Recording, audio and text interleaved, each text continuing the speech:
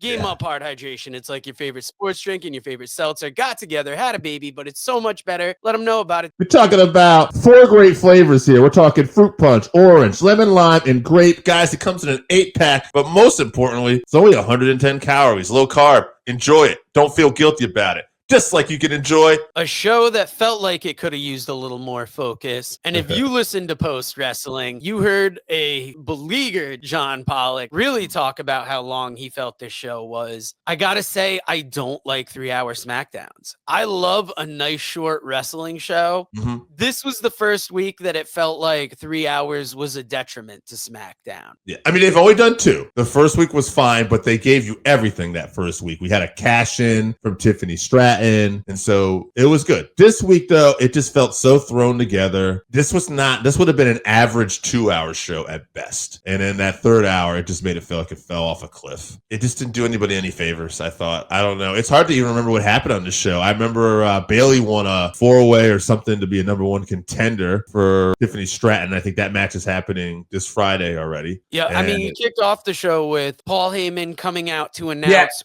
Roman Reigns for the Royal Rumble and that he intends to go for Cody Rhodes, which if Roman can't be there, this is the best way to do it. But it was almost like, why not have Roman come out and do it himself? Not bad, but like could have been better. I like that because with Cena already in the Rumble and then you're announcing Roman in the Rumble, this is giving the Royal Rumble a big, feel vibe already this week, knowing you have 2 of the biggest stars of all time going to be in that Rumble. And how long's it been since Roman's even been in the Rumble, too? Yeah, that's a great point, too. And I don't even know when the last time Cena was in there, honestly. Another great match. I really enjoyed Chelsea Green going up against Mia Yim. I like that. I like Chelsea's got Piper Niven dressed as like her, Secret Service. And they're really just going all into this United States gimmick here, especially since Chelsea's from Canada, too. I think that's kind of endearing, though. Yeah, I don't know. I like that. So, again, no complaints there. What kind of fell into the middle of the show was that tag match. And it was a good tag match, but it was,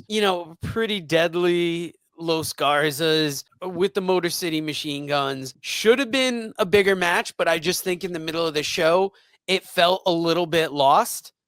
And that's kind of like a disservice to the Machine Guns. Yeah, absolutely. And what is the match? We got the Machine Guns actually going to be. There are separate matches. The Machine Guns won one. I think Los Garzas won the other one, and it's now we got a Machine Guns versus Los Garza match next week, I believe. Oh yeah, and see, that's how forgettable it was. That it all kind of blended together. A-Town Down Under was the other team. That's what it was. Right. Yeah. Yep. Which again, great wrestlers, but it just there's not enough focus on this. That it's not enough to get people to care. These matches were too long for talent that haven't been put over to that level yet in WWE. The big story we forgot about is Cody Rhodes going after Kevin Owens. He went after him in that opening segment, went after him later in the show. So they're really building up the heat between Cody and Kevin. And I think Kevin's doing excellent on his part. Yeah, Kevin is always great. It's tough to talk about this, honestly, because it's like this show did drag. There was nothing really worth remembering in a busy, busy week. And it's like you talked to me about this stuff. And the only thing my brain goes to is like, I wonder what Kevin Owens is going to do at WrestleMania. I wonder how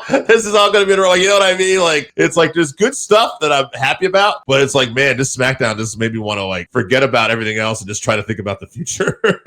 Yeah, I'm ready for the rumored return to 2-hour SmackDowns in the summer. NXT Vengeance Day was announced for February 15th in Washington, D.C. at the Entertainment and Sports Arena. I thought that was a funny name for an arena where wrestling is. You want to know some other funny news, too? That is the same day as the AEW Grand Slam pay-per-view in Australia. If you haven't tried Game Up, then you are missing out. Imagine your favorite seltzer and your favorite sports drink had a baby.